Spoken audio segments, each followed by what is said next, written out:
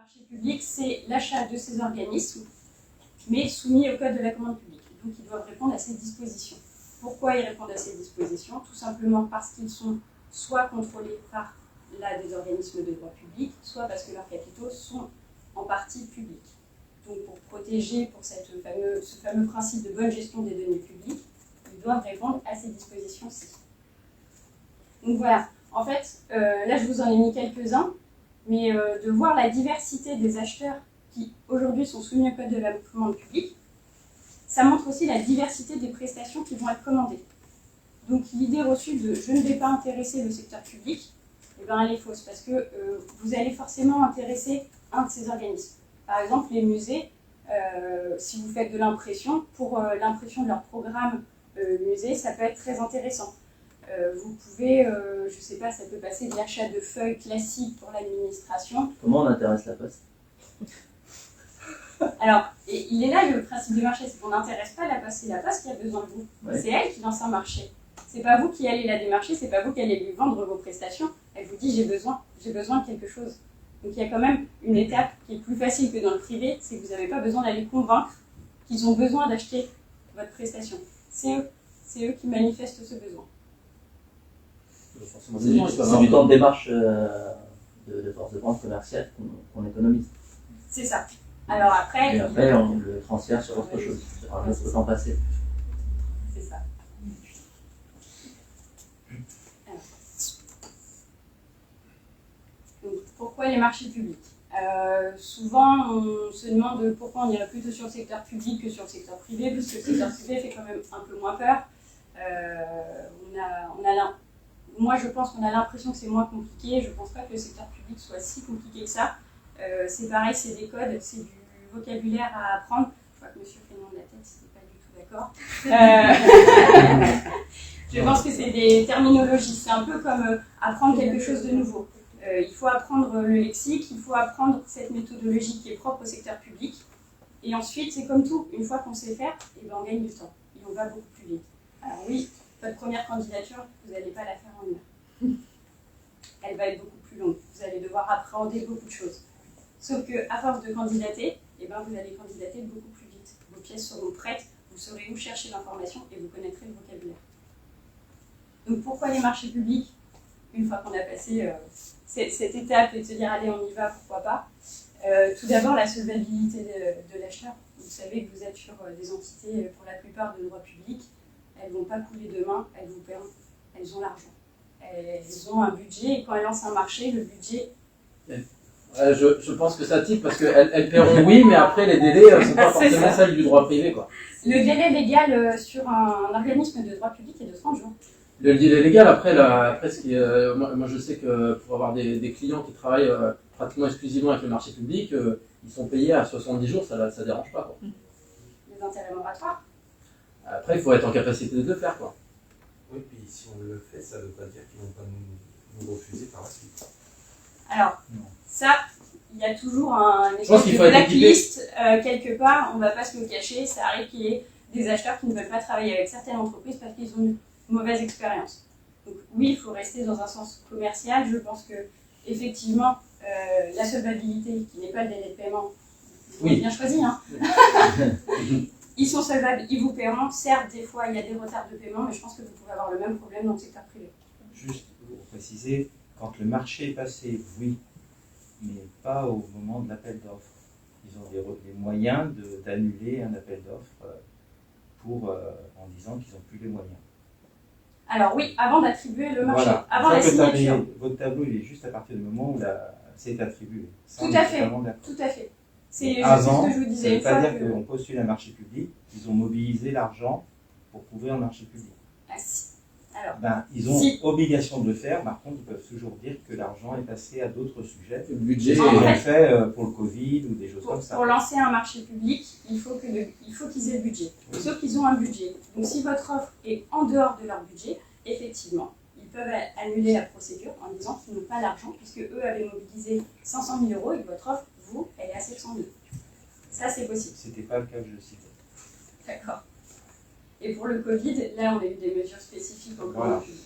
Qui ont permis effectivement d'arrêter des marchés après 6 mois de négociation. ça arrive. Donc ça, effectivement, c'est une fois que vous avez signé. Après, le Covid a forcément rebattu beaucoup de cartes, que ce soit dans le privé ou dans le public. Je pense que tout le monde a dû un petit peu s'adapter. Et, ça dépasse un peu, le cadre général. Oui, là, c'est du hors Covid. Période exceptionnelle, oui, tout à fait. Donc, le second, c'est la récurrence et les durées de marché. Les marchés publics sont intéressants parce qu'ils sont souvent sur une durée assez longue, en général 4 ans, pour des prestations assez courantes. Après, il y a des prestations qui sont plutôt ponctuelles.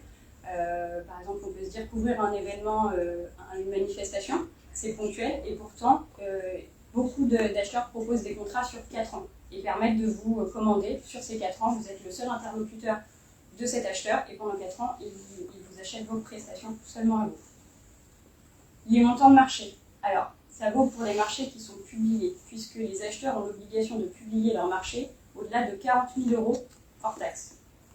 Donc, si vous voyez un marché, généralement, il peut être publié en dessous. Et généralement, vous savez qu'il y a au moins 40 000 € à lever. Les références. Avoir travaillé avec des acheteurs publics, alors ça va être un peu le serpent qui se mord la queue, mais c'est vrai que c'est des belles références et pour ensuite recandidater à des marchés, plus vous aurez de références, plus ça sera facile. Et en fait, plus l'acheteur aura confiance. Et même dans le secteur privé, quand on sait que vous avez bossé avec les grosses collectivités et qu'on sait que ce n'est pas toujours évident, c'est plutôt apprécié. Le besoin qui est défini, c'est exactement ce dont je vous parlais tout à l'heure. Vous n'allez pas démarcher. C'est eux qui ont un besoin, c'est eux qui font appel à vous, c'est eux qui vous demandent « Voilà, j'ai besoin de ça, est-ce que vous pouvez me le proposer ?» Et ensuite, le développement. Alors, j'ai mis le développement, c'est plus le développement de votre activité, de vos axes. C'est de se dire, via les marchés, en voyant des cahiers des charges qui sont rédigés, donc les cahiers des charges, c'est le besoin qui est défini par l'acheteur, de se dire, ah, il demande ça, moi je ne le propose pas. Est-ce que ça ne serait pas intéressant de le proposer? Ou j'ai pas cette idée. Ou peut-être je ne propose qu'une partie, mais pas la totalité. Peut-être que je devrais revoir moi mon offre commerciale et peut-être étendre mes activités. Une question sur les besoins, sur les besoins définis, excuse-moi. Est-ce que ça existe encore les appels d'offres en fait avec ce qu'on appelle un appel à performance? C'est-à-dire que la collectivité, enfin l'administration, demande d'arriver à tel résultat.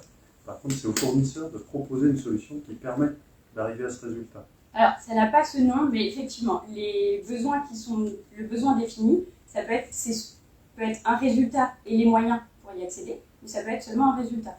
Et à vous d'expliquer comment vous allez obtenir ce résultat et le chiffrer en face, tout simplement. Ça n'a pas ce nom, mais effectivement, il y a même des procédures qui permettent de définir le cahier des charges pendant la passation du marché. Donc on retient quelques candidats sur la base de leur candidature, et ensuite avec eux, on fait bouger le cahier des charges selon ce qu'ils nous proposent, et eux, leur expertise du domaine, tout simplement. Du coup, ils sont retenus sur quels critères? Sur la référence, sur... en amont, ouais. L'acheteur qui choisit, mais effectivement, il y a deux phases, la phase candidature et votre phase offre. La phase offre, c'est ce que vous connaissez le plus, donc votre mémoire technique, ce qui est votre prestation que vous allez proposer, et le chiffrage en face. Et effectivement, il y a une phase candidature qui est plus ou moins importante selon la procédure utilisée par l'acheteur. Et souvent, les pièces qui reviennent le plus, c'est une lettre de candidature, tout simplement. Donc ça, c'est pour vous dire que vous n'êtes pas dans les cas d'interdiction de soumissionner au code de la commande publique. Et votre chiffre d'affaires. Souvent, on demande le chiffre d'affaires sur les 3 dernières années, tout simplement parce qu'on ne doit pas être, enfin, je dis on parce que je suis encore du côté acheteur, l'acheteur ne doit pas être votre seul client. C'est-à-dire qu'on ne peut pas avoir l'avis d'une entreprise avec un contrat et vous prendre et vous dire qu'on fait 100% de votre chiffre d'affaires. Ça, c'est pas possible. Donc on regarde si aussi l'entreprise a les épaules de porter le marché et la prestation. Et effectivement, il y a des pièces qui peuvent être demandées, comme les références, souvent sur les 3 dernières années. Également, votre matériel. Donc ça peut être du matériel pour les marchés de travaux, tout simplement les camions et les outils. Mais ça peut être aussi des logiciels pour de la vidéo ou ce genre d'équipement. Et ensuite, les effectifs, qui sont aussi régulièrement demandés dans les candidatures. Mais après, rien n'est figé. Les acheteurs demandent ce qu'ils souhaitent. Ça, je vous ai cité les pièces qui sont hyper récurrentes et qui reviennent le plus souvent. Donc les marchés. L'objectif des marchés publics, c'est souvent d'obtenir le marché. Alors oui, je vous le souhaite, c'est bien, c'est quand même l'objectif premier. On remporte le marché, on est très content, on se dit on n'a pas perdu notre temps sur une candidature qui nous a peut-être un peu fait tirer les cheveux et tout va bien. Cependant, il n'y a pas que ça. Et il faut valoriser son temps de travail. Parce que vous passez du temps sur vos candidatures. On passe du temps sur les candidatures. Des fois, c'est pénible, on nous demande plein de petits documents. Enfin, on a passé du temps et c'est dommage de dire qu'une fois qu'on n'a pas eu le marché, ben, on jette tout à la poubelle et c'est fini. Donc, c'est pas fini. Ce qu'il faut savoir, c'est qu'on peut toujours demander les motifs de rejet de son offre. Donc, vous recevez ce fameux courrier, on vous dit qu'on a malheureusement le regret de vous informer que vous n'avez pas été retenu. Ce courrier peut s'arrêter. Ce courrier peut donner un peu plus d'informations. Parfois, il vous donne le nom de l'attributaire, il vous donne le montant du marché qui a été retenu, et parfois, il vous donne même les notes que vous avez obtenues. Sachez que vous avez toujours la possibilité de demander à l'acheteur, par un simple courrier, recommandé, je vous le conseille, par un simple courrier, de lui demander les motifs de rejet de votre offre. Et par ce biais, vous pouvez demander ce qu'on appelle le rapport d'analyse des offres. Vous n'aurez pas la complétude des informations, parce que l'acheteur a des obligations, il va caviarder certaines informations, mais vous allez pouvoir avoir, vous déjà, les commentaires, si le rapport est bien fait, vous allez pouvoir voir les commentaires de votre offre et savoir où est-ce que ça a pêché. Est-ce que c'est le prix? Vous avez été beaucoup trop cher par rapport aux autres? Vous étiez 10% plus cher? Oui. Je peux témoigner pour l'avoir vécu, ce que tu demandais en début qui avait déjà travaillé sur des marchés publics. Et effectivement, pour Val Touraine Habitat, j'en ai perdu un une première année et grâce à ce rapport, l'année d'après, je suis passé. Parce que j'ai repositionné mon offre. Donc ça fonctionne réellement pour tous les autres. C'est extrêmement important de pouvoir analyser les résultats derrière du marché pour pouvoir se repositionner quand on a la capacité. Bien sûr. Après, il faut l'avoir. Voilà. On est d'accord, mais effectivement, il y a plein d'informations dedans. Il y a un positionnement financier que vous pouvez faire par rapport à vos concurrents. Vous pouvez voir aussi qui sont les concurrents. Si vous avez été 36 à candidater, donc il y a de la concurrence, il va falloir s'accrocher. Vous avez été 3 à candidater, vous avez quand même pas mal de chances le prochain coup de l'obtenir. Il n'y a peut-être pas grand-chose à changer, à modifier, à revoir et à analyser de son offre. Donc vous avez ces possibilités-là. Vous avez également, normalement, dans le rapport d'analyse des offres, je vous dis normalement, ça va dépendre des acheteurs et de leur sérieux, mais vous avez aussi l'attributaire, les commentaires qui sont dédiés à l'attributaire. Ils sont biffés pour pas que vous ayez ce qu'on va appeler ce qui relève du secret des affaires. Vous n'allez pas avoir leur technique, mais vous allez pouvoir voir si eux ont été très bien notés par rapport à vous et s'ils ont proposé peut-être des choses un peu plus chic. Voilà. Sur l'amélioration de son offre, elle peut se faire sans même candidater au marché. Moi, je trouve que le premier point est très important parce que c'est dommage d'avoir passé autant de temps sur une candidature et de ne pas valoriser ce temps de travail. Il faut absolument le faire. Effectivement, il faut avoir un petit peu de temps parce que c'est un courrier. Il faut savoir que normalement, l'acheteur a 15 jours pour vous répondre. Relancez, n'hésitez pas. Parfois, ils oublient ou ils sont un peu longs. Il faut relancer. C'est un petit peu de temps, mais ça serait dommage de juste jeter sa candidature à la poubelle et dire bah, tant pis, je n'ai pas eu. Le deuxième, c'est télécharger des cahiers des charges. Alors, c'est ce que je vous parlais dans la série de d'avant sur le développement, c'est-à-dire que vous pouvez simplement aller chercher des marchés publics sur les plateformes, donc j'y viens juste après sur les plateformes, aller chercher des marchés publics, télécharger les DCE et regarder la tendance. Qu'est-ce que demandent les acheteurs en ce moment? De quoi ont-ils besoin? Est-ce que votre prestation mériterait d'évoluer un petit peu pour pouvoir coller à leurs demandes? Et ça ne vous prend pas un temps de candidature, puisque vous avez juste à télécharger quelque chose qui est disponible et à lire un document, qui est le cahier des charges. Donc ça peut être aussi un axe à réfléchir si on ne veut pas tout de suite se lancer ou qu'on a encore un peu peur, qu'on n'est pas sûr encore d'être bien accroché pour ça, de simplement télécharger le cahier des charges et de se dire « mais en fait, je pourrais répondre à ça ». Ah oui, mais ça aussi, c'est hyper intéressant. Ou alors, c'est vrai qu'il demande beaucoup de fois ce logiciel, moi je ne l'ai pas, peut-être qu'il faudrait que je me le procure. Et ensuite, le dernier, qui va un petit peu contredire ce que j'ai dit avant, c'est faites-vous connaître auprès des acheteurs. Alors voilà, il y a des petites communes qui n'ont pas des énormes budgets. Donc des marchés à 40 000 € qui sont obligés de publier, on peut en avoir beaucoup. Par contre, ça ne veut pas dire qu'ils n'achètent pas. Ça veut juste dire que vous ne le voyez pas.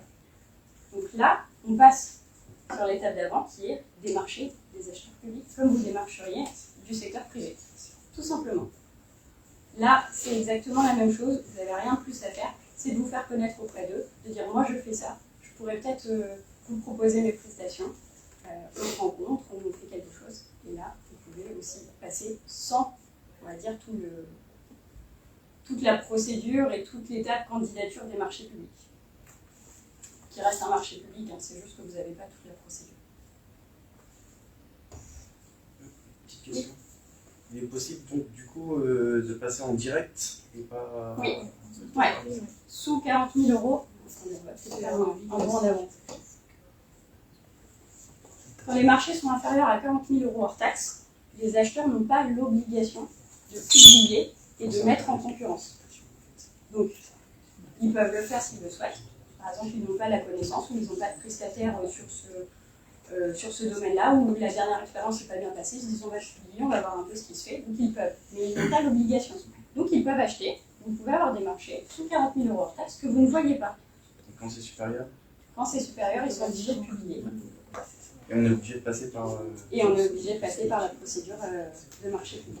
Donc candidature et analyse des offres. J'ai eu un cas aussi où les mairies revoyaient leur contrat, c'est-à-dire que moi j'ai beaucoup travaillé avec la communauté de communes en Corse, ils voyaient leur contrat à 30 000 et quand ça passait la barre des 40 000, ils faisaient 2 appels d'offres. Ouais, ça. Oui. Oui, je sais. Moi, dans ton réunion, je l'ai vécu ça. Du côté mairie, je l'ai vécu en tant qu'élu. Mais c'est quelque chose qu'on vit régulièrement avec les petites mairies, ça. Ouais. Parce qu'elles ne veulent pas rentrer, elles ne veulent pas s'embêter avec toutes ces procédures. Parce que ça demande énormément de temps de dépouiller des offres quand on est élu. Il y a toute une procédure pour venir ouvrir, décacheter. Enfin, c'est un truc hallucinant, quoi. Donc c'est chiant. Excusez-moi. Oui, non, mais c'est le mot qui revient le plus quand on parle de marché public. Non, c'est extrêmement chronophage. Pour les petites collectivités, effectivement, c'est très compliqué. Ils n'ont pas forcément de service dédié. Pour eux, c'est aussi un enfer, hein, croyez-le. Et parfois, ils piquent même le jeu. C'est-à-dire qu'ils vont jusqu'à chercher une prestation d'un prestataire local qui est le seul à faire pour pouvoir lui faire passer. Alors, ça, malheureusement, moi, je peux juste vous donner du côté de la loi, qui dit qu'on n'a pas le droit de ce qu'on appelle saucissonner un marché, qui est exactement ça, de couper en petites prestations pour être sûr de passer sous le seuil et de pouvoir s'abstraindre de toute cette procédure. Est-ce que c'est pour être sûr qu'il y ait des entreprises qui répondent aussi? Oui. Des fois, sur certains marchés qui dépassent 40 000 €, c'est chou blanc, c'est-à-dire que personne ne se positionne parce qu'ils ne souhaitent pas rentrer dans la procédure.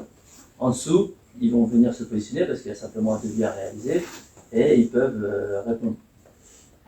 Est-ce qu'il y a cette crainte-là aussi ou pas? Moi, alors ça, c'est pas passer là-dessous, mais en termes de prestations. C'est-à-dire s'il a un événement à couvrir, il a besoin de photos, de vidéos et d'un animateur, ça doit être 3 lots séparés. Ça reste un seul marché. Donc le montant, s'il dépasse les 40 000, se trouvera bien ici. Mais par contre, il vous permet de candidater qu'à une seule des 3 prestations. Parce que si vous êtes photographe indépendant, vous n'êtes pas forcément animateur et vous ne faites pas forcément de la vidéo. Mais par contre, vous pouvez quand même répondre au marché, parce qu'il a bien été divisé. Et ça, c'est justement pour permettre aux plus petits auto-entrepreneurs de candidater. Oui. Chaque lot, du coup, doit être supérieur à 40 000 ? C'est le marché non, global. c'est le marché global. Le marché global, c'est ça. Ils sont obligés de le faire. C'est une obligation. Si en fait ils n'allotissent pas leur marché, ils doivent justifier du non-allotissement.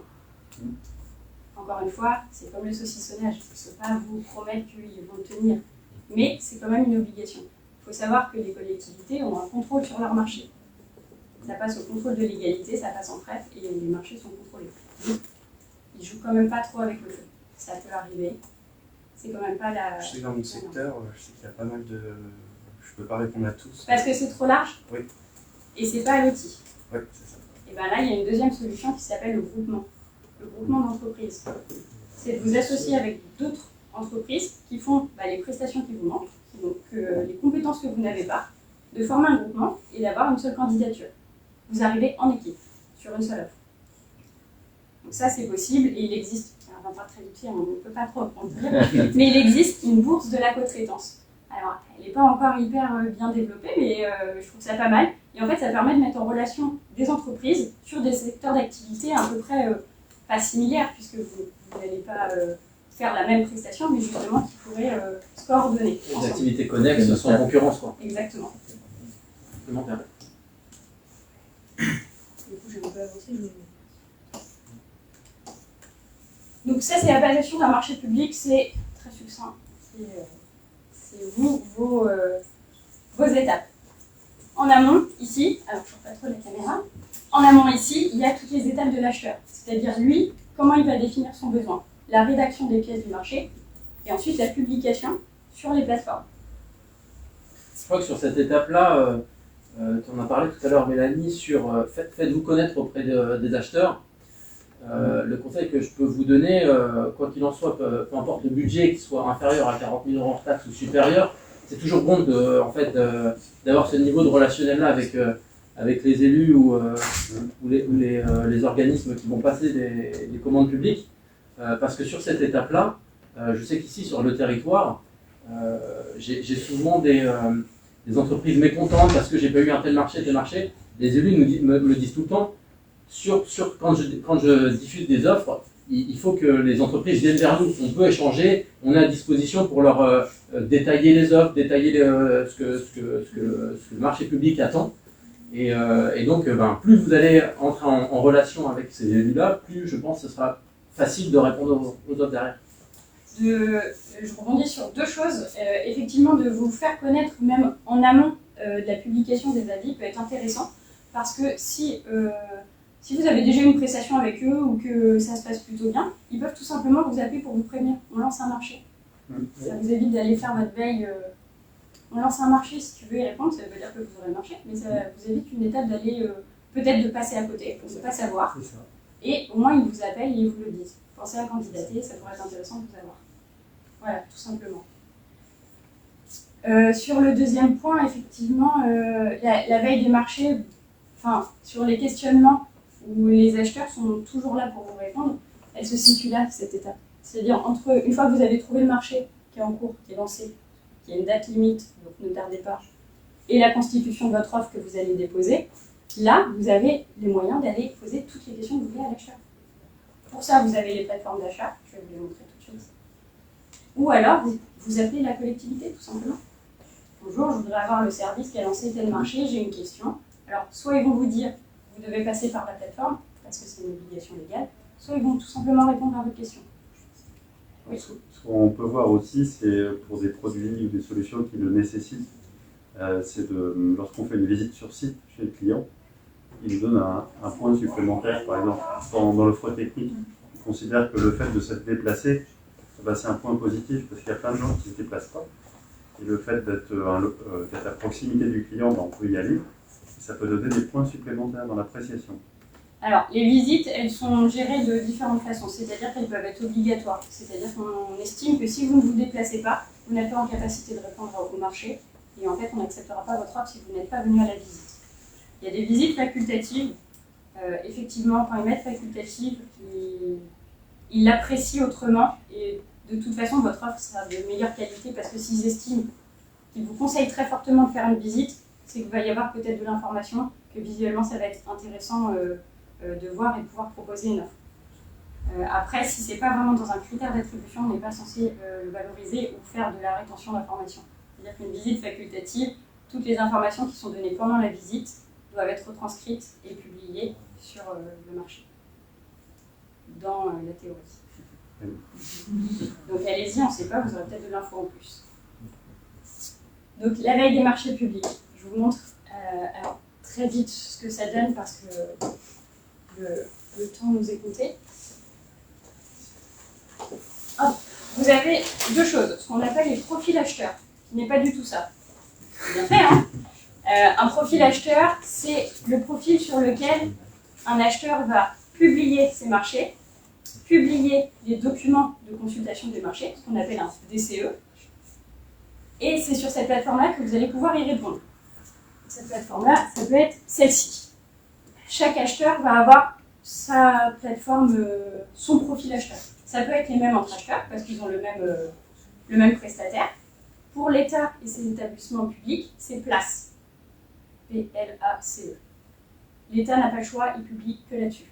Donc si vous cherchez des marchés seulement de l'État ou de ses établissements publics, vous n'avez qu'un seul profil d'acheteur à aller voir. Donc ça, c'est le profil acheteur, c'est un peu ce qu'on appelle la salle des marchés. C'est là où tout va se faire, toutes vos démarches.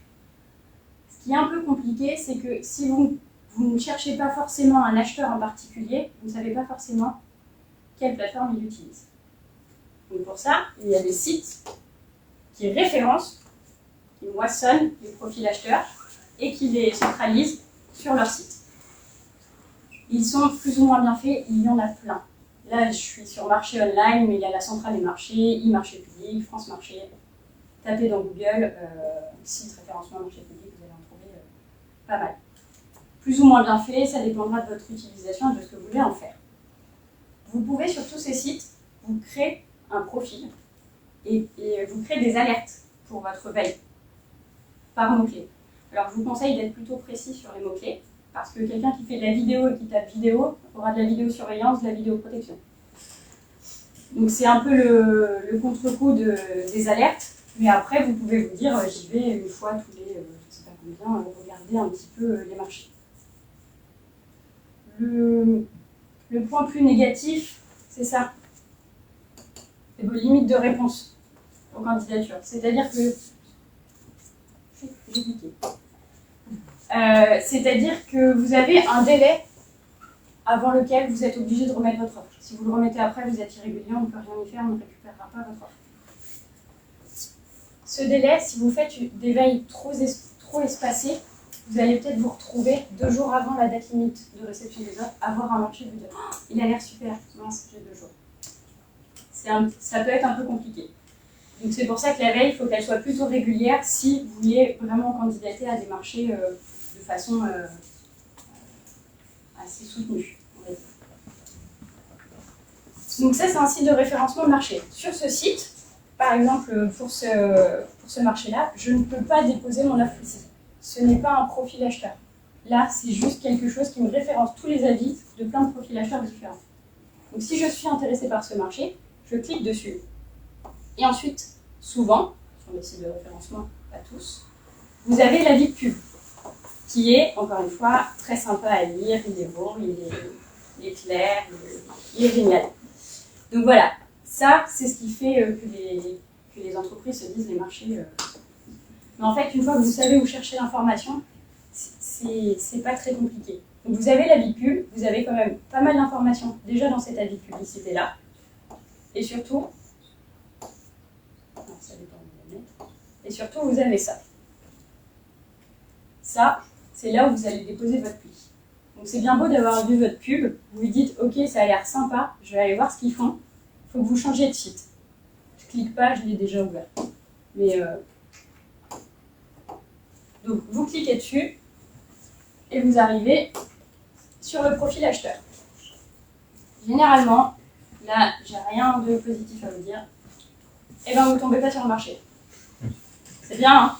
Il vous suffit de taper dans un mot-clé ce que vous avez retenu de l'intitulé de marché, tout simplement. Vous reprenez 1 ou 2 mots-clés, vous allez dans votre profil acheteur, vous recherchez, et vous retombez dessus. Donc, il est là. Et là, vous avez l'avis, donc l'avis qu'on a vu tout à l'heure, la publicité. Vous avez le règlement de consultation et le DCE. Et déposer un prix, qui sera très important. Et là, vous voyez, on rebondit tout à l'heure sur ce que tu disais, Maxime, la petite enveloppe qui est la correspondance avec l'acheteur. Donc si vous avez des questions, une fois que vous lisez le marché, eh ben, il vous suffit de poser des questions ici. Ils sont dans l'obligation de vous répondre. Donc nous, on va aller voir le DCE.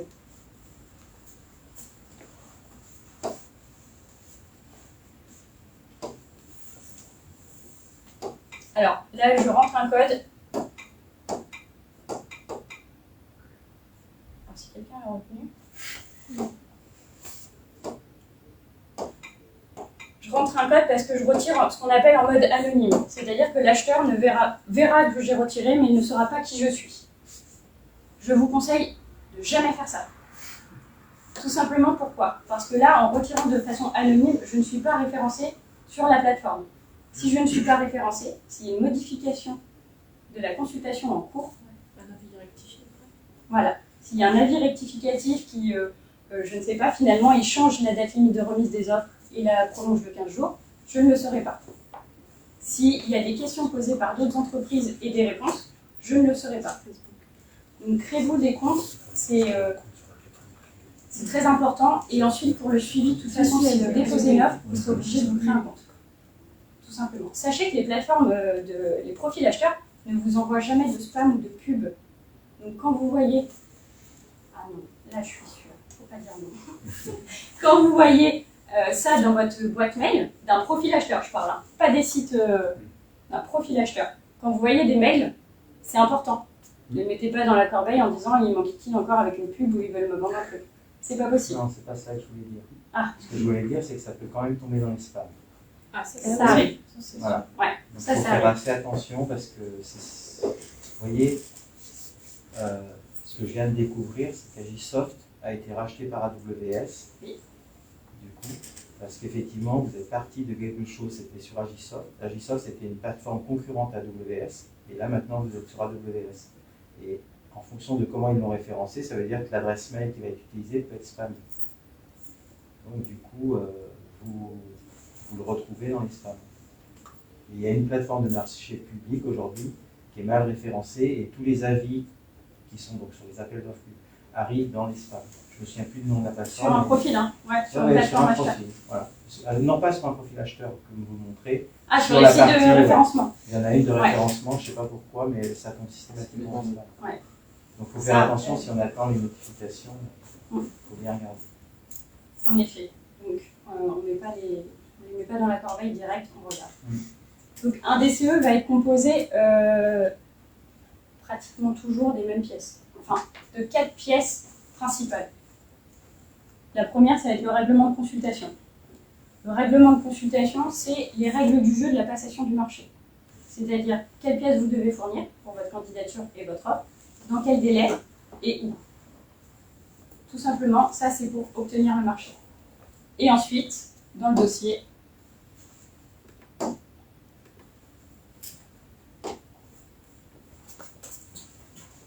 alors dans le dossier, très souvent vous retrouvez le RC. Hein. Ils le mettent en doublon, c'est pas une erreur, c'est que les plateformes nous obligent souvent à le mettre à part.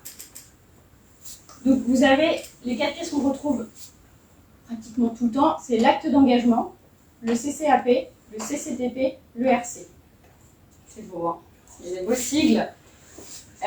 C'est pas évident au départ, quand on se dit clause, cahier des clauses administratives particulières, c'est beau, c'est moche. Et dites-vous que vous le savez une fois, vous le savez pour tous les marchés. C'est comme tout, une fois que vous avez le lexique, vous le retrouvez à peu près partout. Donc la pièce que je vous conseillerais de lire en premier, c'est le CCCP. Donc, cahier des clauses techniques particulières. C'est tout simplement cahier des charges. Quel est le besoin de l'acheteur? Donc vous lisez ça, si vous savez que vous pouvez y répondre. Lisez le reste, sinon vous savez déjà que vous pouvez passer à un autre marché. Ensuite, vous avez donc le règlement de consultation. Important à lire parce que c'est là-dessus que vous allez savoir quels documents vous devez fournir. Ne prenez pas trop de temps pour le lire parce qu'il y a peut-être des pièces qui vont vous demander de la constitution et ça va être peut-être un peu long.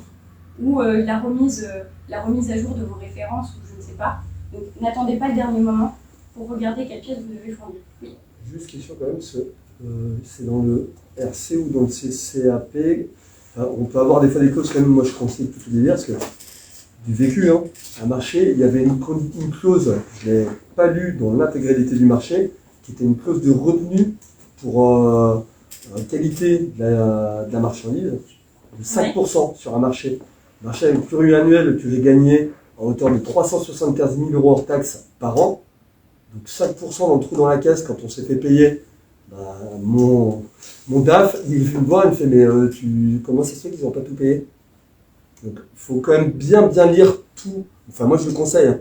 Parce qu'il peut y avoir des petites clauses qu'on a mal vues et qu'il faut avoir anticipé quand même. Parce que voilà, un trou de 5% sur un marché un peu important, ça peut faire mal dans une trésorerie quand même.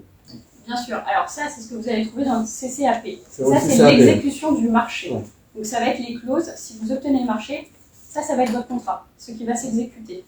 Effectivement, c'est important de tout lire, si mon propos est mal interprété, je Non, m'en mais excuse. C'est l'ordre dans lequel je vous conseille de lire. Parce que de lire ça tout de suite, alors que ça se trouve, vous ne répondez pas.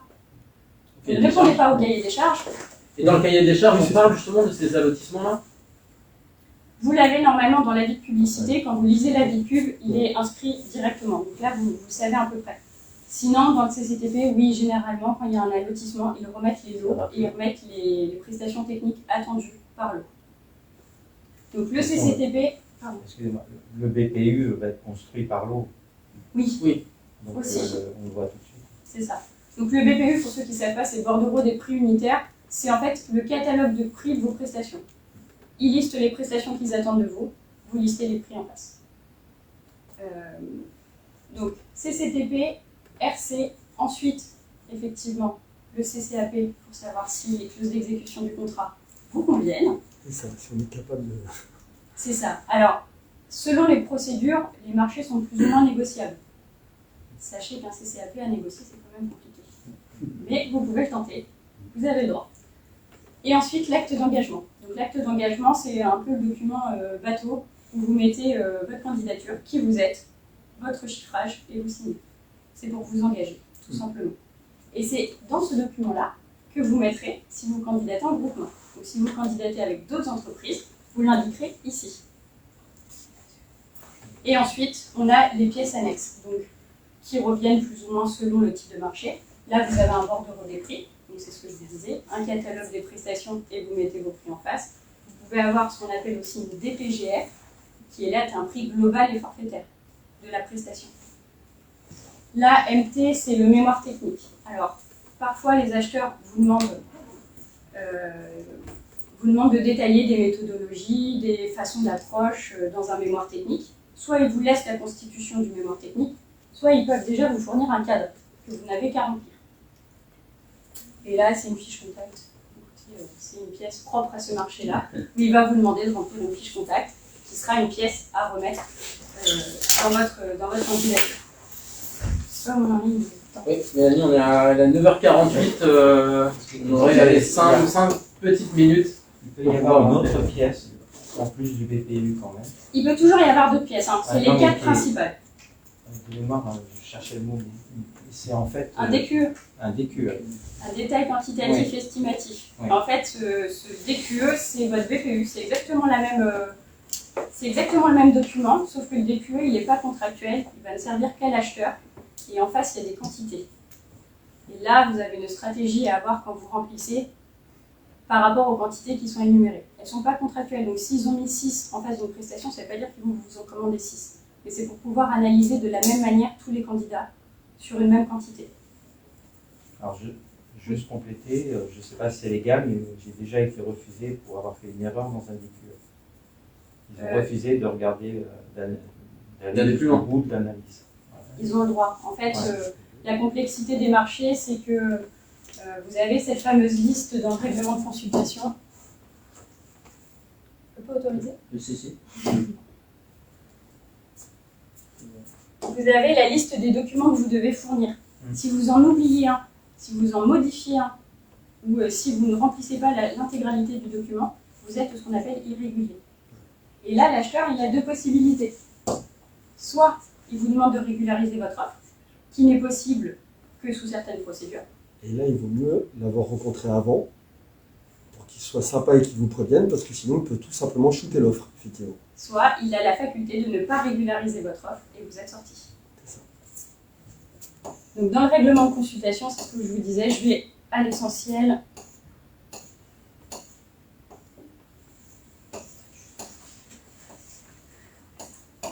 Hop, vous avez les documents à produire. C'est cet article-là que vous devez regarder très vite pour savoir si votre constitution de dossier va être plus ou moins longue.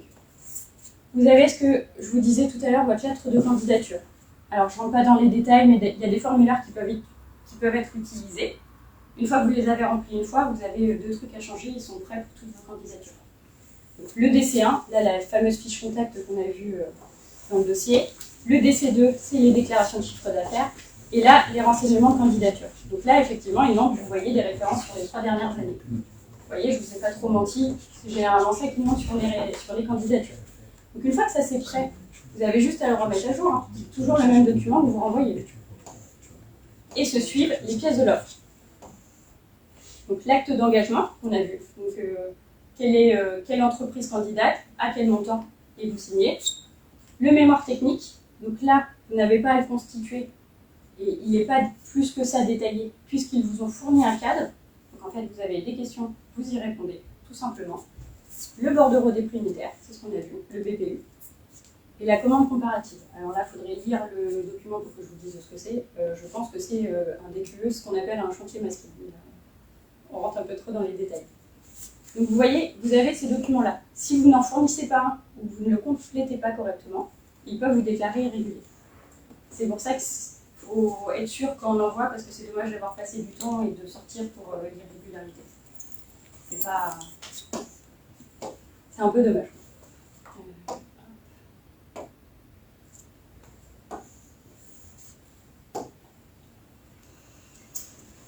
Donc une fois que vous avez constitué votre offre, vous la remettez sur le profil acheteur. Attention, si vous avez retenu le site de référencement, vous ne pourrez pas déposer dessus. Il faut bien aller sur le profil acheteur. L'acheteur va analyser vos candidatures et vos offres. C'est là qu'il va établir le RAO, le rapport d'analyse des offres. Et c'est le document que vous pourrez demander si jamais vous n'avez pas le marché. Et si vous avez marché, félicitations, bravo. Je pense que ça, je vous en ai parlé, on l'a vu. Et ça, je vous ai parlé des pièces communes au marché. Donc effectivement, il y en aura sûrement d'autres, il y en a toujours d'autres, mais vous allez retrouver ces 4-là. Et dans ces 4-là, vous aurez toujours les mêmes infos à aller chercher. C'est-à-dire là, quel est le besoin acheté, ici, quelle pièce je dois fournir et où, et surtout dans quel délai. Là, simplement votre chiffrage et votre engagement. Et ici, l'exécution de votre contrat. Comment va s'exécuter le contrat, est-ce qu'il y a une retenue, et ce genre de choses.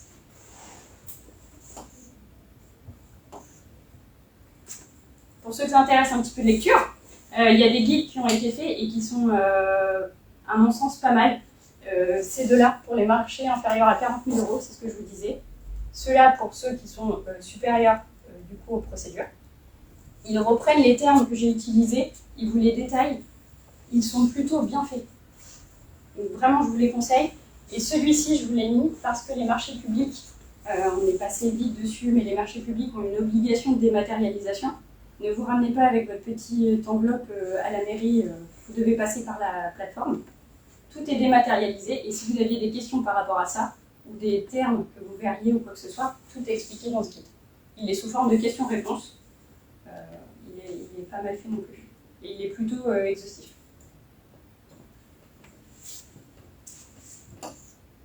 Merci. Merci. Mais on va pouvoir passer à l'échange avec les différents participants et puis aussi avec les personnes éventuellement sur Facebook Live. Et c'est parti, première question. D'habitude, on cherche la première question, naturellement, c'est très bien. Est-ce que les documents demandés changent selon les lots attribués? Ils peuvent. Si c'est le cas, il est indiqué dans le règlement de consultation par lot. Ça sera indiqué là où je vous ai montré, je ne sais pas si je l'ai toujours.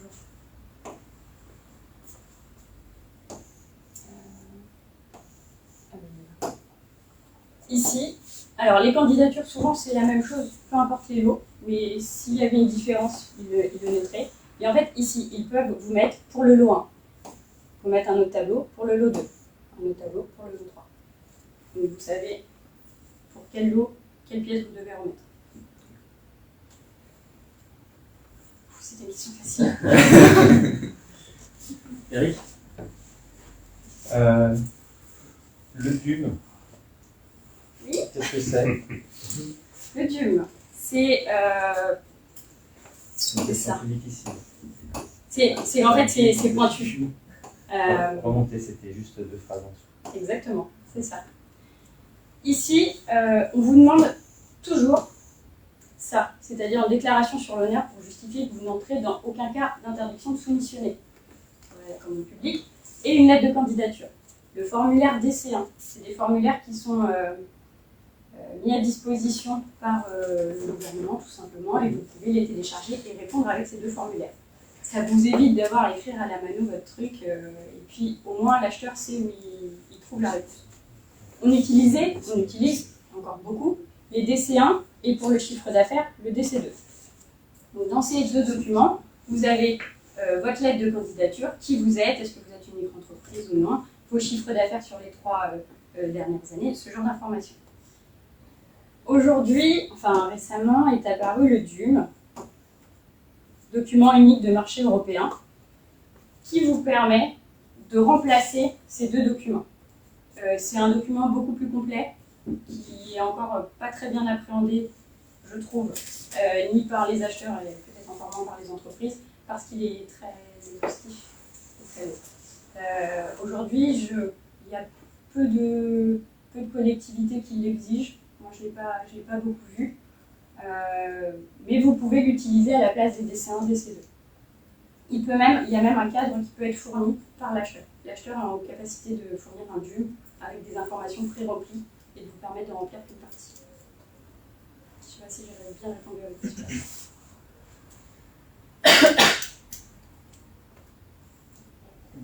Oui, on a une question sur Facebook. Hors appel d'offres, comment aborder le sujet de la tarification? J'ai beaucoup de mal à savoir comment me placer. Alors, hors appel d'offres, je pense que c'est hors en procédure. Oui, voilà, en dessous du seuil.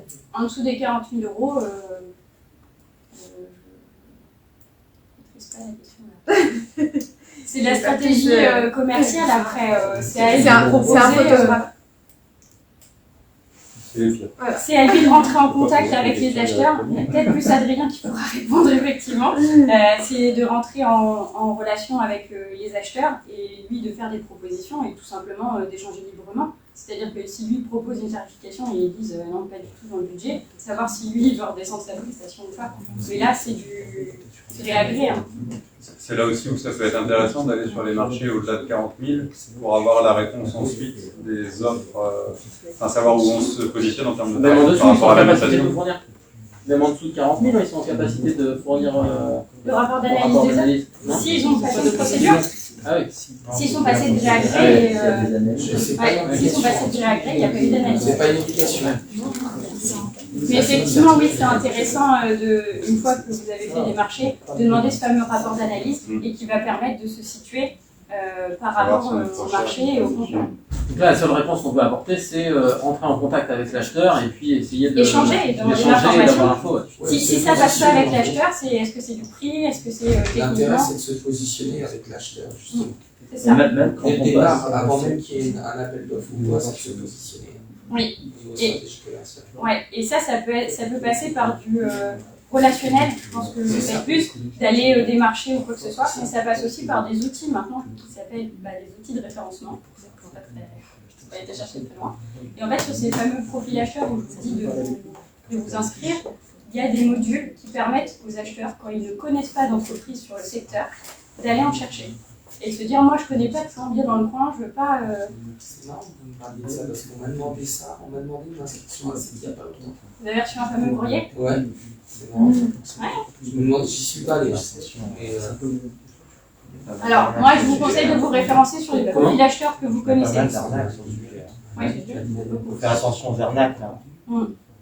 Sur ce que vous recevez, il y a des choses, il faut bien regarder si c'est en France. Et il faut bien regarder si c'est vraiment réglementaire. On reçoit beaucoup d'arnaques pour aller s'inscrire et fournir des informations chiffrées sur nos entreprises. Moi je ne l'ai pas reçu, mais on me l'a transmis plusieurs fois. Ouais. quand on est sur des procédures en plus de 40 000 euros et qu'on est sur du gré à gré, est-ce que l'acheteur a l'obligation de consulter d'autres ou est-ce qu'il peut partir qu'avec une seule entreprise? Là, ce qui est drôle, c'est que normalement, il n'a pas le droit de partir avec d'autres.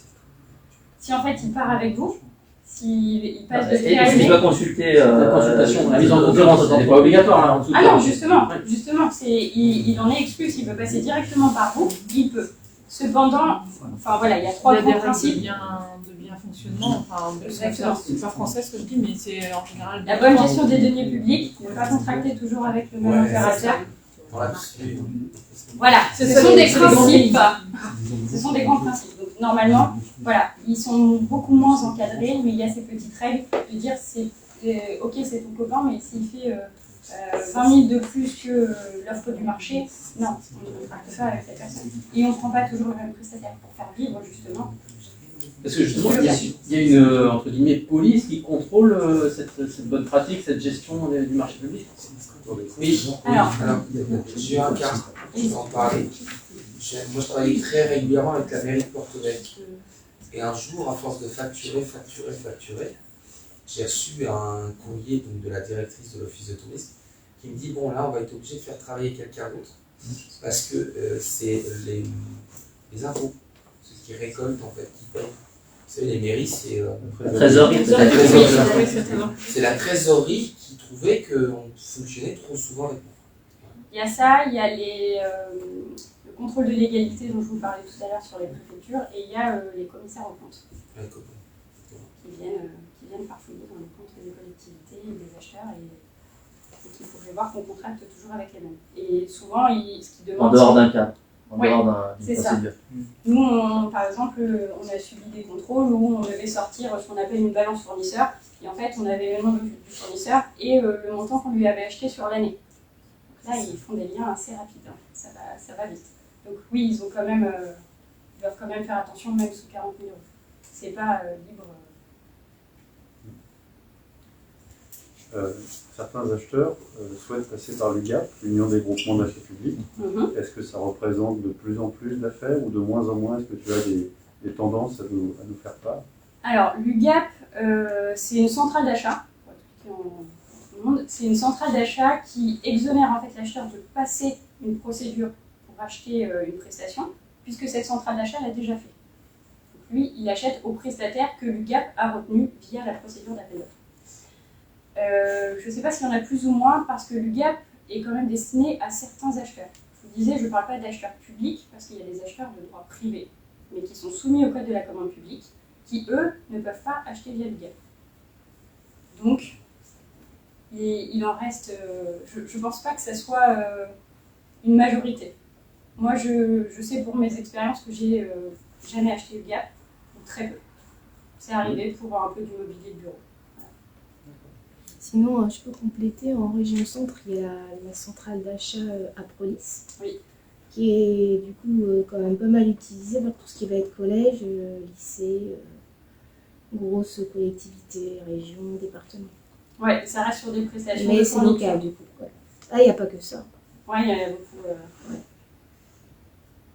Et ça exonère les collectivités de passer effectivement sur le marché. Puisqu'elle est passée par la centrale d'achat. Donc il y a quand même eu une procédure pour choisir le prestataire, c'est juste un intermédiaire. Tu as parlé de référence, est-ce qu'une entreprise qui a moins de 3 ans, elle est en capacité de répondre au marché public? Bien sûr. Tu veux plus d'infos? Non, moins de 3 ans, il n'y a pas de souci en fait. Tu vas l'indiquer par exemple dans ton DCE, où tu vas indiquer ton chiffre d'affaires, donc tu vas peut-être en indiquer qu'un ou 0. Il y a une petite ligne en bas qui te demande quand a été créée ton entreprise, pour tout simplement justifier que tu n'en as pas encore 3.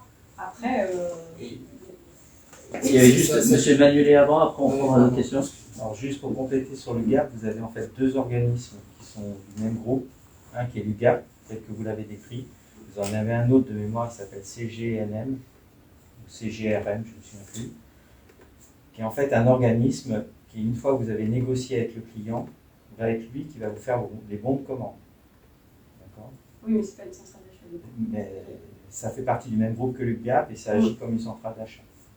Donc, à un moment, vous faites toute la procédure avec le client, vous répondez à son cahier des charges, faites votre mémoire et tout, et après, vous recommencez la procédure pour pouvoir établir des bons de commande de cet organisme. Donc ça dépend, effectivement, il faut avoir un bon dialogue avec le client pour savoir comment il souhaite agir sur le marché. Et ces gens-là vous prennent, et c'est important de le savoir, entre 5 et 10% du chiffre d'affaires. Des deux côtés. Pas mal. Voilà. Oui. C'était par rapport au fait qu'un auto-entrepreneur ne peut pas postuler à ce genre de choses.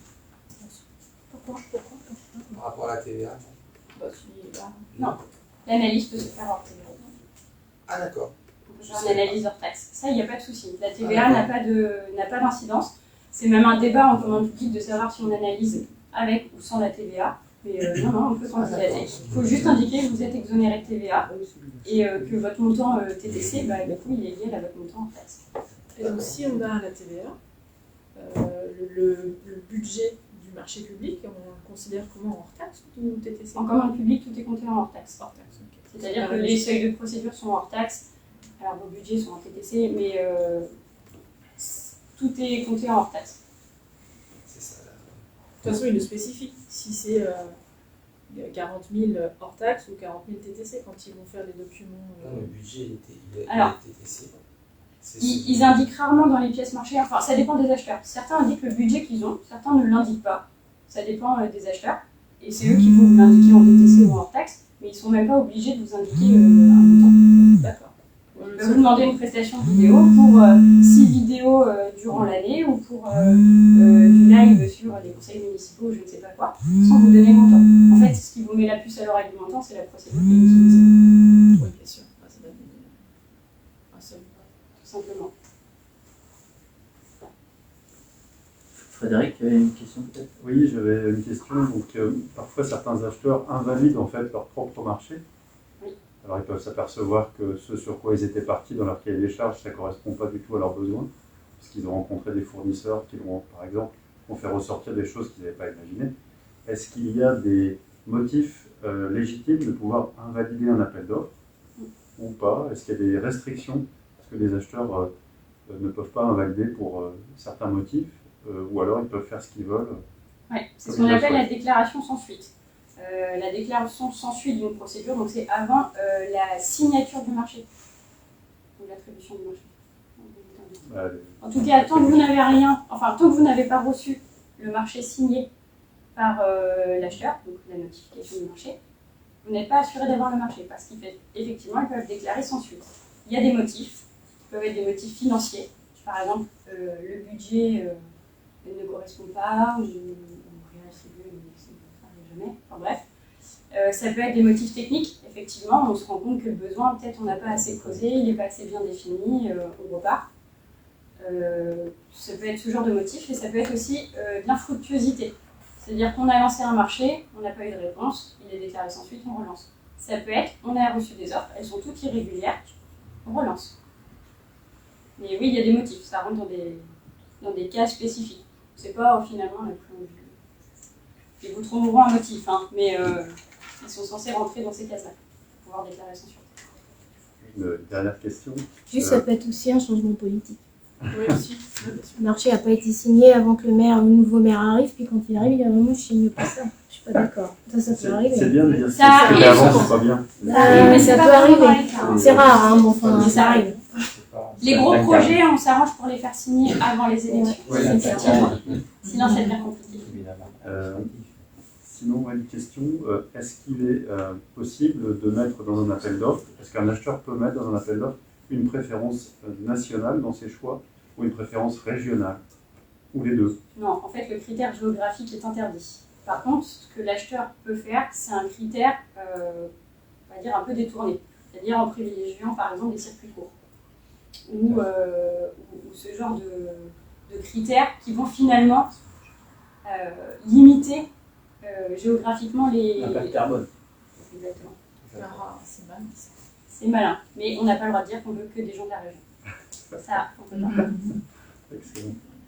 Par contre, ça demande d'évaluer son impact carbone. Donc c'est un peu compliqué. Ça demande du travail pour les entreprises supplémentaires et ça demande de réussir à analyser ce critère aussi, parce qu'il faut avoir la compétence et la connaissance pour analyser ça et savoir l'impact que ça va avoir. Donc oui, il y a des critères qui peuvent aider à limiter, mais non, on ne peut pas l'écrire comme ça.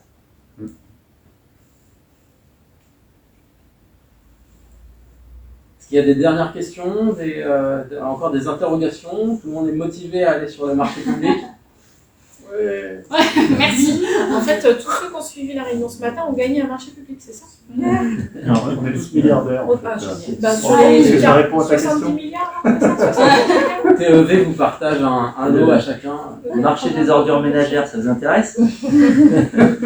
Joker. Alors, ça a beaucoup augmenté. Hein. Oui. Ouais, il y a un vrai sujet là sur les ordures ménagères. On en parlera plus tard. On a reçu les taxes d'habitation et foncière, donc on voit que ça augmente. Il y a eu beaucoup d'arnaques au tout début. Beaucoup. Pour les gens qui faisaient du recyclage. En fait, qui se faisaient payer pour recycler alors qu'en fait le matériel était déjà recyclé avant d'arriver. Il faut savoir quand même que les industriels qui font du recyclage d'ordures ménagères et toutes ces choses-là, ils sont payés pour trier à la base, alors que ça arrive déjà trié. C'est pré-trié.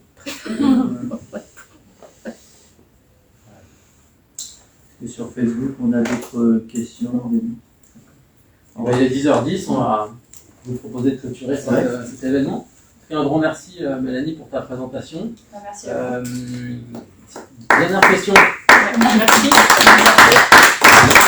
Dernière question pour faire le relais. Donc tu nous as parlé de Georges. Oui. Georges, finalement, quelle est la finalité de cette entreprise? Georges, c'est un accompagnement aux entreprises que j'avais au départ très ciblé sur les entreprises qui n'avaient jamais été sur les marchés.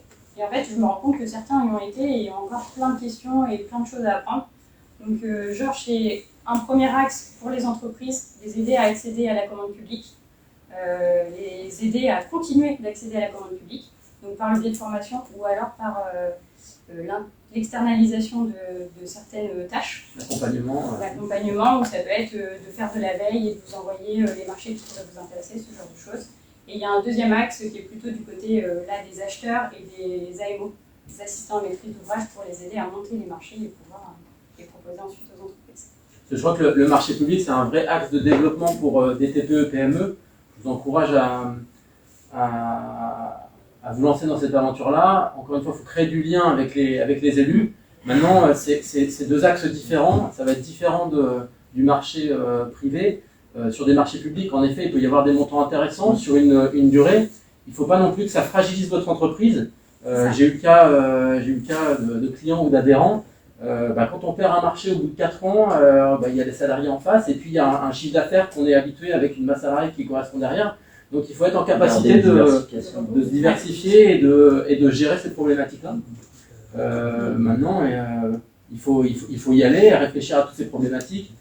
Il faut savoir aussi que quand on est une TPE, en effet, on revient sur le délai de règlement et sur toutes les problématiques administratives. Le temps en fait est compté dans nos petites entreprises. Donc c'est vrai que je crois qu'on a besoin de se faire accompagner pour bien gérer ce marché-là.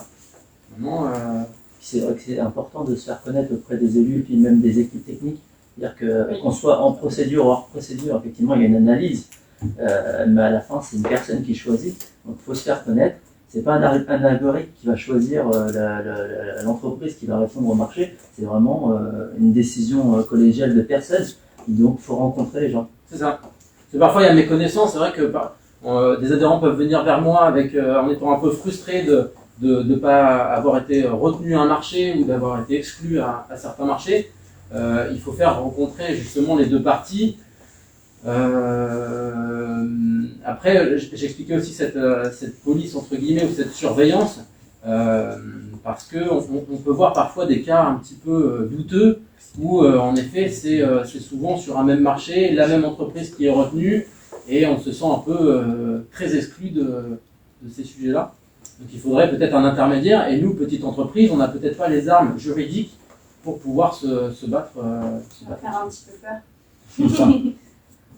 C'est ça. Donc, je rebondis juste sur l'analyse. Tu disais une personne qui choisit, il y a quand même des critères, je pense sur tout le monde. Oui. Alors oui, qui peuvent être analysés de façon subjective par une personne, on est bien d'accord. Mais il y a un... Normalement, il y a un cadre. Il y a un cadre. Alors effectivement, c'est pas un algorithme. Un score égal, à un moment donné...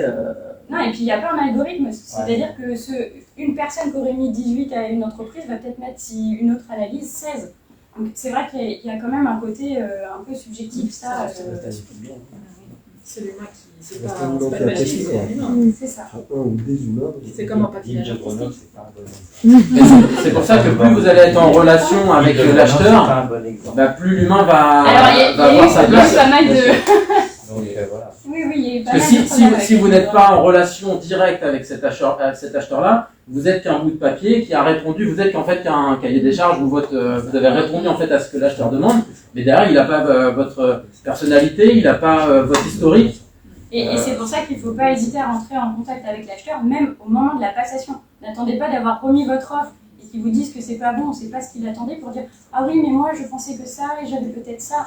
Rentrez directement en contact avec eux. Alors, via la plateforme, c'est vrai que c'est à distance, c'est peut-être pas le meilleur moyen, mais c'est le moyen légal aujourd'hui. Mais un coup de fil. Un coup de fil, voilà, je m'apprête à répondre à ceci. Exactement, j'ai quelques questions, est-ce que vous pouvez y répondre? Alors, vous pourrez vous faire jeter, ça arrive, en vous disant qu'il faut passer par la plateforme. Ça arrive rarement quand même. Ils vous répondent, gage à eux après de le remettre sur la plateforme ou quoi que ce soit, mais tentez-le, passez un coup de fil, ça prend pas beaucoup de temps et puis ça peut vous permettre de débloquer une situation et de vous faire connaître. Parce que quand ils reçoivent l'offre, ils se disent « Ah mais oui, il m'avait appelé pendant la passation, il s'était demandé si... Et vous créez du lien. » Très intéressant, oui, il est 10h15. On est parfait. On va clôturer la matinale. En tout cas, cette matinale sera relayée sur le YouTube du Redexco avec un montage où du coup les slides de Mélanie seront retranscrites. Je vous invite à reprendre contact aussi avec Mélanie si vous avez des interrogations ou un besoin d'accompagnement. Tout simplement une question, j'y répondrai avec plaisir. En tout cas, c'était un grand plaisir de vous retrouver. Je vous souhaite une belle journée et puis à très bientôt. Merci. Au revoir.